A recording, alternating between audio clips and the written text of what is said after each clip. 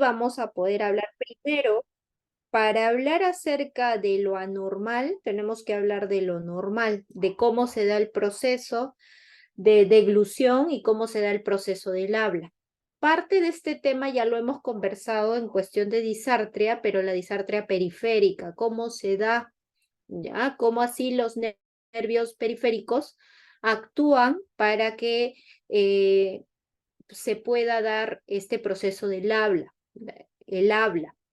¿Ya? Entonces, pero no hemos hablado de la disartria central, ¿ya? Lo hemos tocado en algunos temas de manera aislada, pero ahora lo vamos a ver un poco más específico, ¿no? Cómo se da este proceso del habla a nivel central, ¿ya? Primero vamos a hablar acerca de la disfagia. Entonces, estos dos temas ya son bastante importantes porque son problemas muy frecuentes. En pandemia era aún más frecuente ver este tipo de pacientes, porque como saben, en pandemia había más personas, ¿no? Intubadas, más personas en una unidad de cuidados intensivos que requirieron muchísimo de rehabilitación tanto física como de lenguaje, para poder mejorar esta capacidad que se había perdido debido a la intubación, ¿ya? Debido a los tiempos prolongados en los que tenían un tubo en la boca. Entonces estos pacientes, ¿no? Un mes, 2 meses, 3 meses, y luego de eso, ¿no? Esa capacidad de deglución se veía afectada, ¿ya? Al igual que la parte del lenguaje. Entonces, bueno, dada esas condiciones, hemos visto en esa época mucha cantidad de pacientes. Y a raíz también de esta etapa de COVID-19, actualmente vemos también mayores secuelas, ¿ya? Eh, entonces, en cuestiones de la deglución, ¿qué es la deglución? Bueno, es algo sencillo que todos lo conocemos, es el paso de los alimentos desde la cavidad bucal hasta lo que es el estómago, ¿ya? Ese es el proceso de deglución.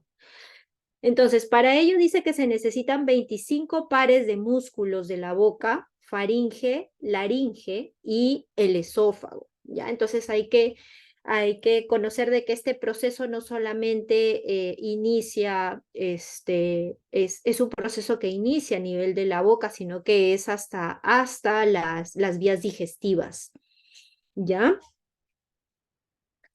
Bueno, entonces, ¿cuáles son las fases de deglución? Las fases de deglución van a ser 3 fases, ¿ya? Que comprenden este proceso. Primero va a ser la fase oral, ¿ya? La fase oral, luego lo segundo, que va a ser la fase faríngea, y el tercero, que es la fase esofágica. Estos procesos van a ser, de acuerdo a la denominación de este proceso, van a ubicarme en qué zona es la que pertenece, de qué área estoy hablando del cuerpo, ¿ya? Entonces, el primero, que es la fase oral, ¿ya? Se da a nivel de la cavidad, ¿ya? De la cavidad oral. ¿Ya? Ahí recién podríamos decir que todavía no se da el proceso deglutorio, porque la cavidad oral es un espacio en donde se va a convertir ese alimento, ¿no? En pequeños trozos, y eso se va a dar a nivel de la cavidad oral, ¿ya? Luego de ello se va a dar el proceso o la fase faríngea, ¿ya? La fase faríngea es cuando ya este bolo alimenticio, este alimento que lo vemos acá en verde, ya, de estar en la cavidad oral, ya ha pasado a la cavidad faríngea, que es esta zona, que es este tubo, ¿ya? Y podemos observar pues que ya está dando pase este bolo a la siguiente fase. ¿Cuál es la siguiente fase? La fase esofágica, ¿ya? En la fase esofágica ya vemos pues que de la faringe este bolo alimenticio ya está pasando a la parte esofágica, al esófago, ¿ya? Por lo tanto, entonces, la primera fase se le conoce como fase voluntaria, ¿ya? Es de voluntad propia de la persona el poder hacer esta acción de masticar, esta acción de mover la lengua, pasar el alimento de la derecha hacia la izquierda, etcétera. Es un proceso voluntario.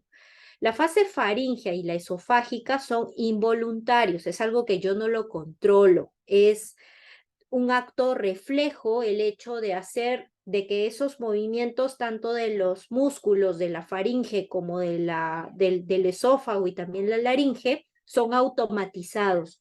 Ellos perciben ese bolo en esa zona y cumplen la función. Yo ahí no tengo yo que ordenar al músculo hacerlo.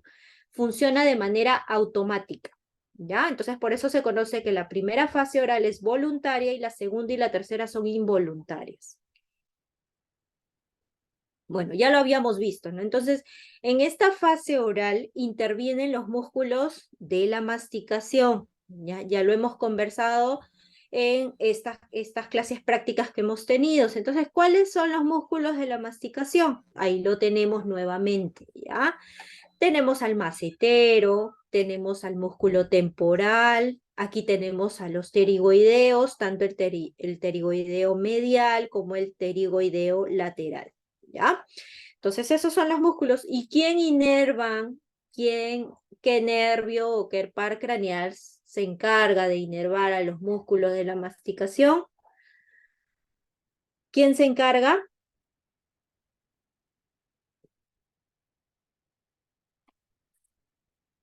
¿Mm? ¿Quién se encarga?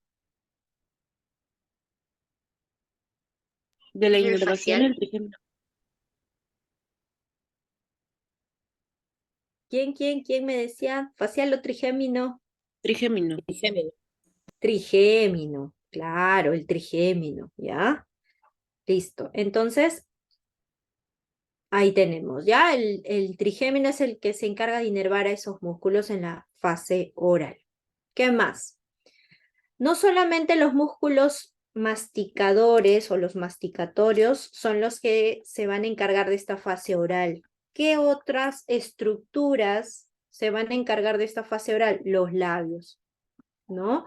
Entonces aquí tenemos dónde se da, aquí lo encerro en un círculo para que lo vean en el dibujo, en amarillo está el alimento o el líquido, también podría ser, que está a nivel de la cavidad oral, ¿ya? Entonces, ¿quiénes se encargan de hacer esta acción o esta fase oral? Ya se encarga, bueno, los labios, los cuales hacen un cierre labial, ¿no? Un cierre hermético para que la comida no se escape de la boca, ¿ok? Y bueno, los músculos que están relacionados a los labios, principalmente el orbicular de los labios. ¿Qué más? ¿Qué otra estructura? La lengua. La lengua con todos los músculos, ¿no? Que lo conforman, también es otra estructura que se encarga de la fase oral, ¿ya? ¿Qué otra estructura? El velo del paladar. El velo del paladar, ¿ya? Si pueden observar aquí, bueno, los labios a nivel conversado, que es la lengua que Doctora, se le escucha entrecortada. ya. Ah, ¿en dónde me quedé? ¿En dónde? ¿Ahora sí me escuchan bien? ¿Ahora sí? Sí, se le escuchó hasta velo de paladar. Ya. Y bueno, entonces, el velo del paladar, que está inervado por el vago, ¿ya? Y también por el glosofaringio, los músculos del velo del paladar. Entonces, estos músculos, ¿cuál es el velo del paladar? Lo que está marcado en verde, ¿ya? Eso es el velo. En el centro tenemos a la úvula, ¿ya? En morado. Ahí, esa o idea es la úvula, ¿ya? La úvula, y al costado de la úvula va a continuar una estructura membranosa, ¿no? Blanda. Ese es el velo del paladar o el paladar blando, el velo del paladar, parte, perdón, del paladar blando, ¿ya? Entonces, esto es lo que va a dividir también el velo del paladar, la parte anterior, que vendría a ser la boca, con la parte posterior, que ya es una conexión hacia las fosas nasales, ya que vemos acá. Miren, aquí está el paladar blando. Esta estructura que es hueso es el paladar duro. Hasta donde termina el hueso ya vendría a ser todo esto el paladar blando. Aquí aproximadamente se sitúa esta estructura que es el velo del paladar, que nosotros lo podemos ver. Al abrir la boca vamos a ver la úvula central y a los costados el velo. ¿Ya? Este es el velo del paladar. Por delante tenemos a lo que es la cavidad oral. Por detrás ya observamos las estructuras que están correlacionadas con las fosas nasales o la cavidad nasal o la rinofaringe. ¿Ya? Esto de acá. ¿Sí? Entonces, eso básicamente son las estructuras relacionadas con la fase oral. ¿Ya? Entonces, aquí que podemos observar, mire, aquí hay una fase en donde está, ¿no? El líquido o el sólido a nivel de la cavidad de la boca, ¿no? La cavidad oral. Esta estructura que está aquí, media ovoidea, ¿no? Grande, de un gran grosor, esto es la lengua. Todo esto es la lengua, ¿ya?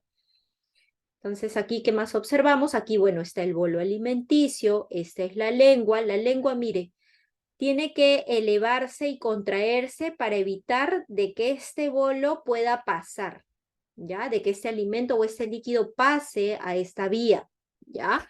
Una vez que nosotros hacemos este proceso, ¿no? El bolo alimenticio va pasando, ¿no? Va ingresando hacia nuestro cuerpo, esta lengua tiene que tiene que realizar un proceso de movimiento para que deje pasar este bolo alimenticio o este líquido, para que deje pasar hacia la faringe.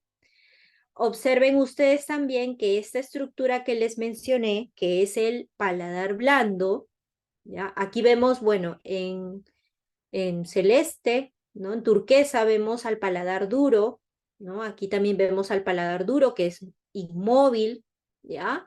Lo vemos en la misma posición, pero mientras aquí el paladar blando de lo que estaba así, en contacto con la lengua, ¿qué es lo que va a hacer? Va a contraerse el paladar blando. Se contrae para poder dar paso conjuntamente con el espacio que forma la lengua, para poder dar paso a que este alimento o líquido pase hacia la faringe. ¿Ya? Entonces, este es un movimiento ya a partir, como le dije, de la fase faríngea, ya es un proceso involuntario. Cuando ya llega a la faringe, ya está controlado, ¿no? De manera involuntaria. ¿Ya? Entonces, ahí vemos, ¿no? Ahí se observa bien claramente cómo el paladar blando está y cuando pasa el bolo se contrae para permitir el paso del alimento hacia la cavidad faríngea. Listo, entonces, siguiente fase, la fase 2, ¿ya? Esta fase 2 de este proceso de deglución, ¿ya? Es donde ya el alimento entró a la cavidad de la faringe, ¿ya? Aquí en esta fase vamos a hablar de dos estructuras, no solamente la faringe, sino también la laringe, ¿ya? La faringe, bueno, es un conducto muscular membranoso, ¿no? Y continúa con el esófago, ¿ok? Y eso también hay que tenerlo bien en claro. Entonces, aquí, ¿qué observamos? Mientras que la laringe, ya, es un conducto muscular, pero que continúa con la tráquea, es decir, con la vía respiratoria. Aquí continúa con la vía digestiva, aquí continúa con la vía respiratoria. Estos dos son conductos que están juntos, que están pegados, pero que cumplen una función distinta. ¿Ya? Entonces, ¿qué observamos? ¿Qué observamos aquí? ¿No? Por ejemplo, aquí en turquesa observamos el esófago. ¿Ya? Este es el esófago, mire, están bien pegados a la parte de la laringe que está por delante. La estructura de la laringe parte desde esta zona de acá en azul, ¿no? Y es todo esto es la laringe en azul. Y de ahí se continúa a la vía respiratoria, ¿no? En este caso continúa la tráquea, ¿ok? En el caso de lo que es la faringe, que podemos observar aquí, la faringe tiene tres partes: nasofaringe, orofaringe y laringofaringe o hipofaringe, también se le conoce con ese nombre. Entonces, de la faringe, que es todo esto, ¿ya? Continúa ¿cuál era esto? El esófago, ¿ya? Entonces, estos dos son conductos que van a contribuir a que sigan o a que se forme otras estructuras: vía respiratoria, vía digestiva, ¿ok? Para que estos dos funcionen con total normalidad y no tengamos problemas, ¿ya? Estos tienen que, no tienen que chocar unos con otros y todas las estructuras deben de funcionar adecuadamente, ¿ya? Ahorita vamos a ver cómo así es que la vía respiratoria se cierra para que no pase nada de alimento a la vía respiratoria y de esa manera todo el alimento caiga hacia la vía digestiva. Entonces, aquí tenemos, ¿no? ¿Cómo entonces funciona este paso de este alimento o este líquido para que no pase a la vía respiratoria? ¿Quién la de que el alimento pase a la vía respiratoria? La epiglotis, parte de la laringe, ¿ya? La epiglotis es la que está señalada, la epiglotis está señalada con una flecha, ¿ok? Aquí observamos a la epiglotis, que es que es esta punta de acá, ¿no? Esta epiglotis que es como una puerta, ¿ya? Una puerta va y ven. Esta puerta va y ven lo que va a hacer va a estar abierta para dar el paso del aire, ¿no? Para que por aquí ingrese el aire, ¿ya? Y se va a cerrar cuando va a pasar el alimento, ¿ya? Entonces, como podemos observar aquí, miren, la epiglotis y acá está cerrada, se ocluye, ¿ya? Para que por gravedad el alimento caiga hacia el esófago y no se meta a la vía respiratoria, ¿ya? Entonces, este cierre de este epiglotis, como les vuelvo a repetir, es un proceso involuntario. Ese músculo automáticamente tiene receptores que ya saben de que cuando captan el alimento, cuando saben de que va a pasar un alimento, la epiglotis actúa automáticamente y se cierra, ¿ya? Para que no pase nada de alimento a esa zona de la tráquea ni de los bronquios. Entonces aquí tiene que haber una sincronía entre respirar y deglutir. Es por eso que estas dos actividades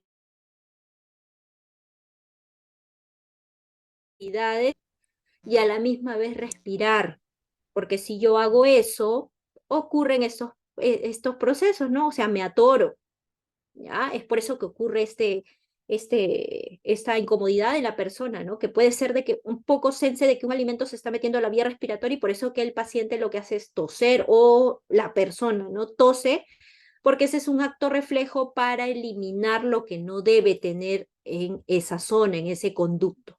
Por eso es que el paciente tose. Y eso lo conocemos nosotros como atorarse, ¿ya?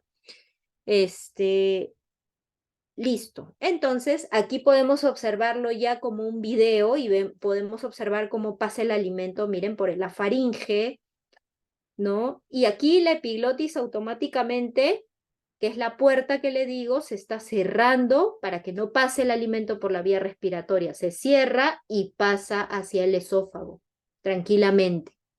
¿Ya? Nuevamente, cae la epiglotis, se cierra y cae el alimento de la faringe hacia el esófago, ¿ya? Entonces ese proceso es la fase faríngea, ¿ya? Controlados básicamente por el glosofaringio y por el vago. Ahí nuevamente observamos, vemos que la epiglotis cierra el canal respiratorio y pasa hacia el esófago. Entonces, aquí, ¿qué tenemos aquí? Entonces, aquí vamos a ver ese proceso, ¿no? Primero, en este dibujo vemos cómo se hace el intercambio de gases, ¿no? Toma aire, este aire pasa por la vía respiratoria normal, ¿ven? Entra y sale por la vía respiratoria, que es la laringe, ¿ya? por este conducto. Entonces aquí vemos ahora ya un alimento o líquido y vemos que la epiglotis automáticamente se cierra. Se cierra para no dar pase ya a la vía respiratoria, que el alimento no pase a la vía respiratoria y pasa por el esófago. En este momento no hay intercambio de aire. Ya no se puede hacer las dos cosas a la vez. Se cierra, no hay pasaje de aire, se bloquea el pasaje de aire y pasa automáticamente, que eso dura segundos, sí, microsegundos, ¿ya? Por eso que a veces es imperceptible. Listo. Entonces, ¿qué pasa si hay alguna de estas estructuras que hemos manejado? Bueno, la última fase, que es la fase esofágica, lógicamente, es una fase que ya es cuando este bolo alimenticio, cuando este líquido ya ha pasado al esófago, ¿ya? Así de simple, pasa al esófago y ahí ya se da esta fase esofágica. Bueno, en cuanto a la disfagia, entonces ya conocimos cómo normalmente deglutimos. ¿Qué es lo que normalmente hace el cuerpo o el organismo, ¿no? La cavidad bucofaringea y las estructuras relacionadas a ello para deglutir? Ahora, viene cuál es lo patológico, ¿no? Es la disfagia. La disfagia no es una enfermedad, ojo, la disfagia es un síntoma, ¿ya? La enfermedad, ¿ya? Es un conjunto de signos y síntomas, es la ausencia de la salud. Está basada en un conjunto de signos y síntomas. La disfagia es un síntoma, ¿ya? Es parte de muchas enfermedades. Entonces, este es un hallazgo. Es como decir, tienes tos, ¿no?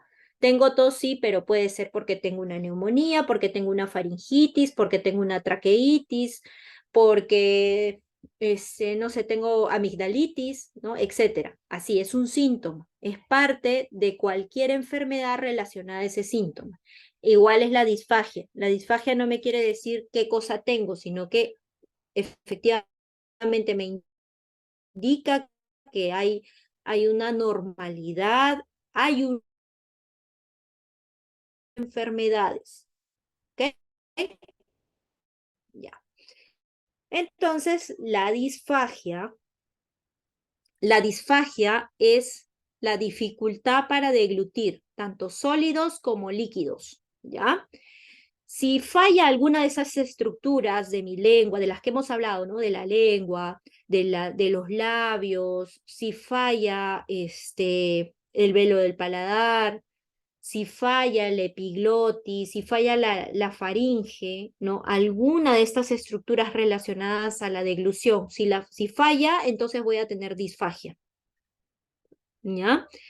Y bueno, se desencadena por cualquier alteración en los mecanismos de deglución antes vistos, ¿ya? Entonces aquí podemos observar, por ejemplo, que aquí hay una alteración en la epiglotis, ¿no? La epiglotis no se cierra correctamente en este dibujito y miren, parte del alimento está pasando a la vía respiratoria.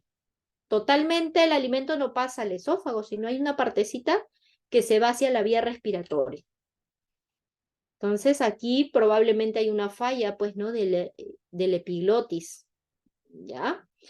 Y estos son procesos que luego pueden causar enfermedades, ¿ya? Pueden causar, por ejemplo, neumonías por aspiración, neumonías por alimentos, malnutrición en el paciente, se está nutriendo mal porque el alimento está yendo a la vía respiratoria y no a la digestiva, ¿ya?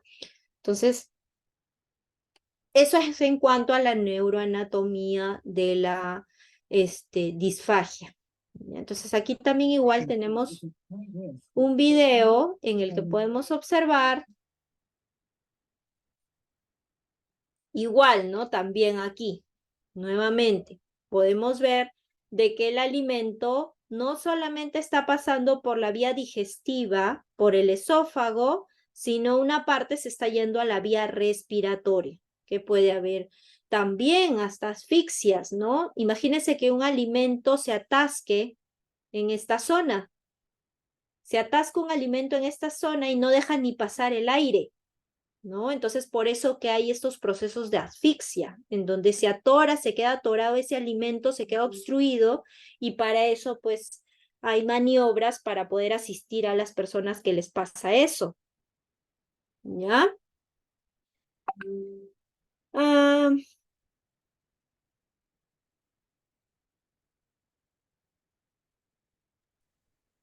Doctor, una consulta acerca de dime. la tercera fase de la fase esofágica. No, no la mencionó, ¿verdad?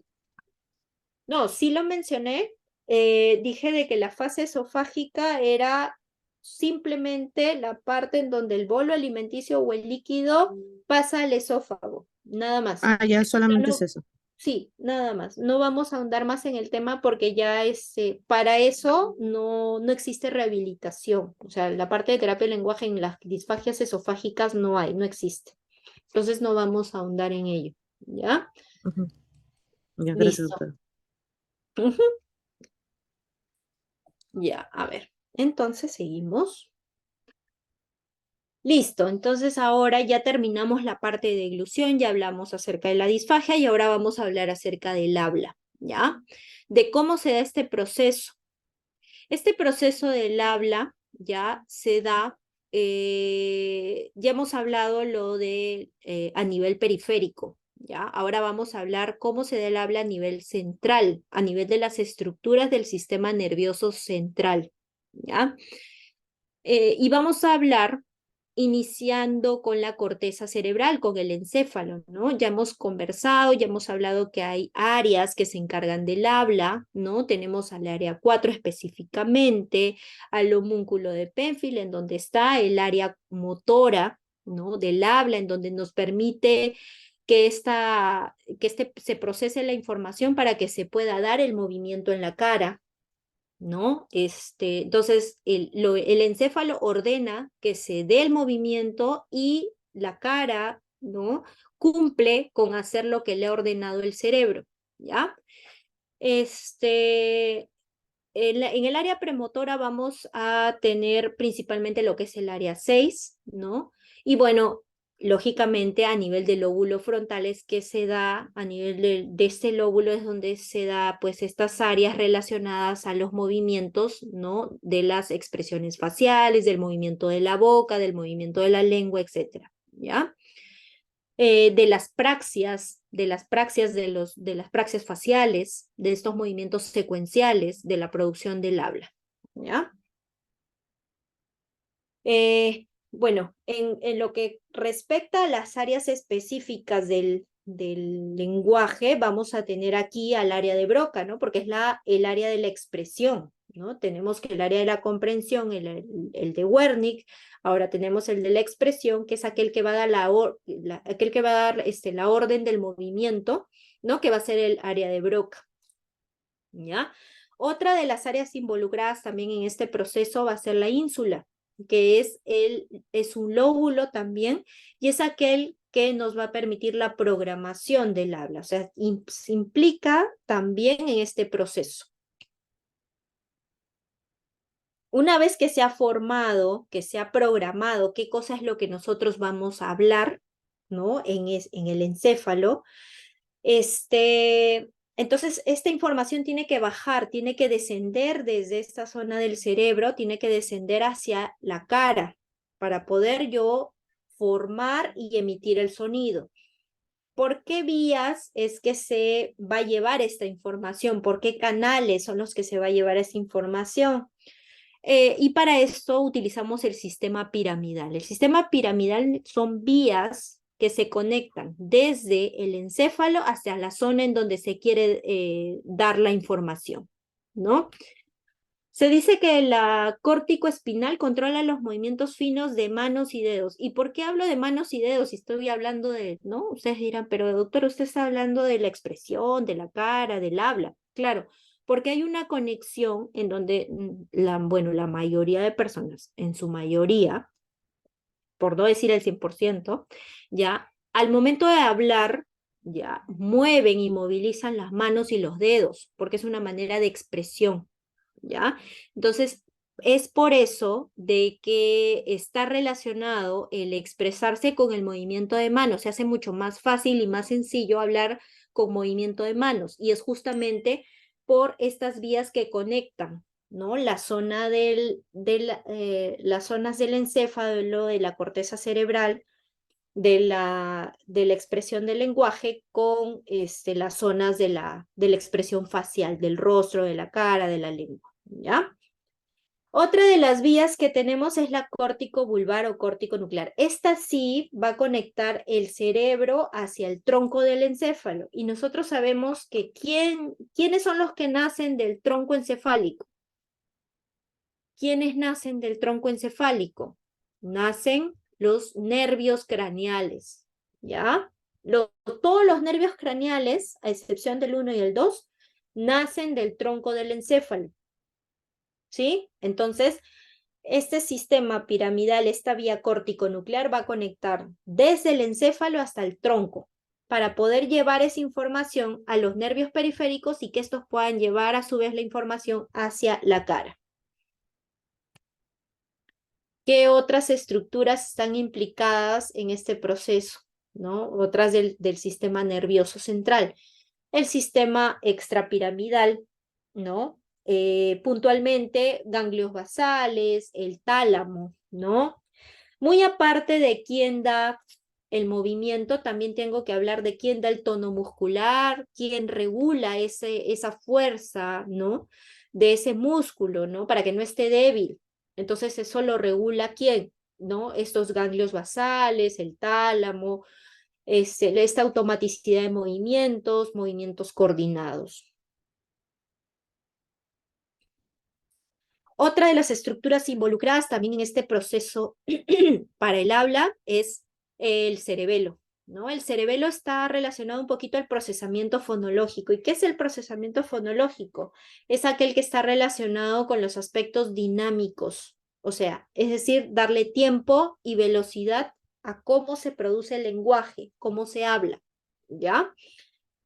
Hay algunas personas, por ejemplo, que dicen que son verborreicas, es decir, que hablan muy rápido, ¿no? Hablan y hablan y hablan y hablan, que puede estar relacionada un poco a una falla de este sistema, a una falta de regulación del cerebelo, ¿no?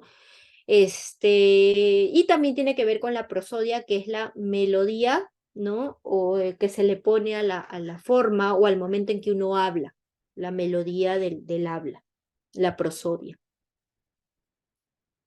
Otra de las estructuras que, bueno, ya les había mencionado, ¿no? Que es a nivel extrapiramidal, es el tálamo, ¿ya? Que tiene que ver con el control también del movimiento, la integración cognitiva y el comportamiento verbal. Bueno, y los nervios periféricos, de que eso ya viene a ser la vía periférica, ya no es la central, ¿ya? De lo que ya hemos hablado ampliamente. Entonces, en conclusión, para finalizar, el trastorno o la alteración del habla, ya a nivel del sistema nervioso central, es la disartria. Ya sabemos de que hay disartrias centrales y disartrias periféricas, ¿ok? Ya, entonces ahorita estamos hablando de cómo se puede dar este proceso de disartrias del sistema nervioso central. ¿Qué estructuras son las que fallan para que pueda haber disartrias centrales? ¿Ya? La disartria ya hemos comentado que es una alteración no relacionada al habla, ¿no? Se debe a parálisis, a debilidad, a incoordinación de los músculos del habla, ¿ya? ¿Y en qué afecta la disartria? Bueno, si nosotros, por ejemplo, en un paciente que tiene disartria, se va a afectar o se podría afectar el control de la respiración, ¿ya? Por eso es importante evaluar todas estas. Cuando tenemos un paciente con disartria, es importante evaluar cada una de estas áreas. Control de la respiración, cómo respira ese paciente, si utiliza la musculatura accesoria, si está respirando rápido, si se agita, ¿no? Entonces, porque recuerden que este es nuestro generador de aire, ¿ok? ¿Qué más? Fonación, ¿ya? Ya hemos hablado de cuáles son las partes o los sistemas para que se pueda producir el habla. La resonancia, la articulación y la prosodia, ¿ya?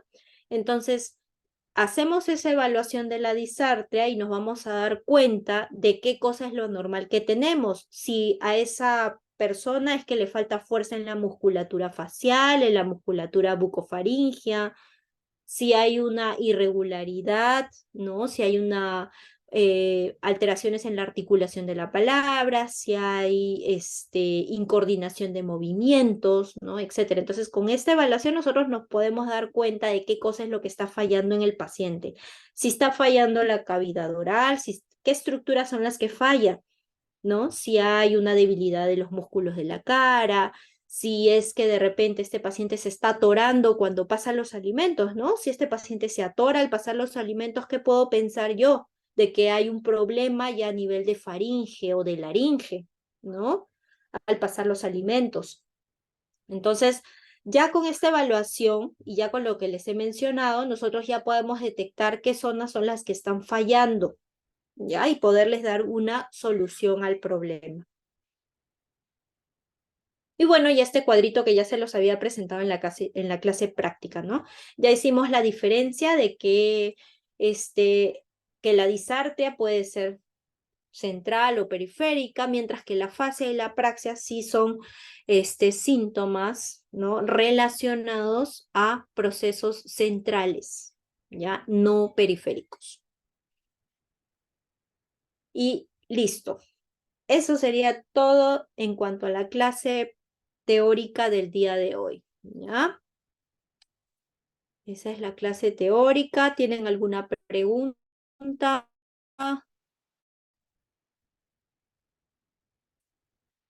¿Tienen alguna?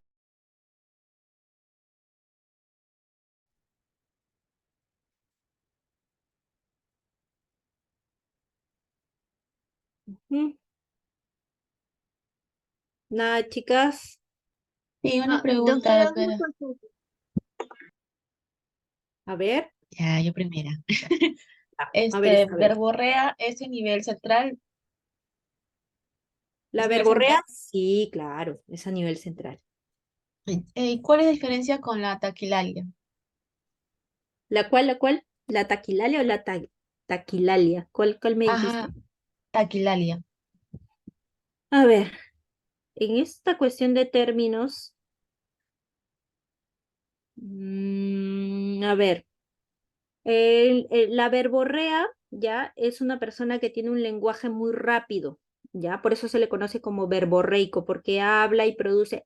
Es más, el verborreico a veces no tiene una coordinación al momento de hablar, o sea, no es que tenga un lenguaje fluido, sino es que te puede hablar distintas palabras que no coordinan y no concuerdan, ni siquiera con lo que le has preguntado o tiene relación con lo que estás conversando, ¿no? En el caso de la taquilalia, ya sí son personas de que hablan rápido, hablan fluido, ¿no? Puede estar asociado a otros procesos, ¿no? Digamos a procesos ansiosos, ¿no? Y sí hay fluidez, hay coordinación al momento que hablan, ¿no? Entonces, por ahí que podrías encontrar una diferencia con ellos. Gracias, Por doctora. eso que la verborrea es a nivel central. Ujú.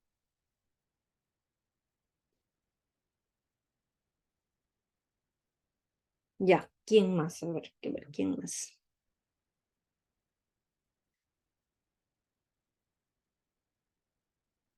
A ver, ¿alguien más quería preguntar?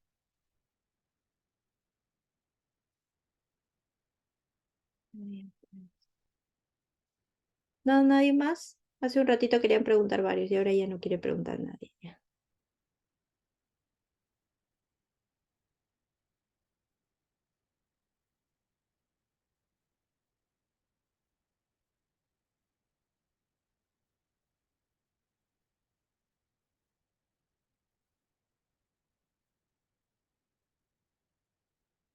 Ya, le acabo de mandar ya la clase a Andrea.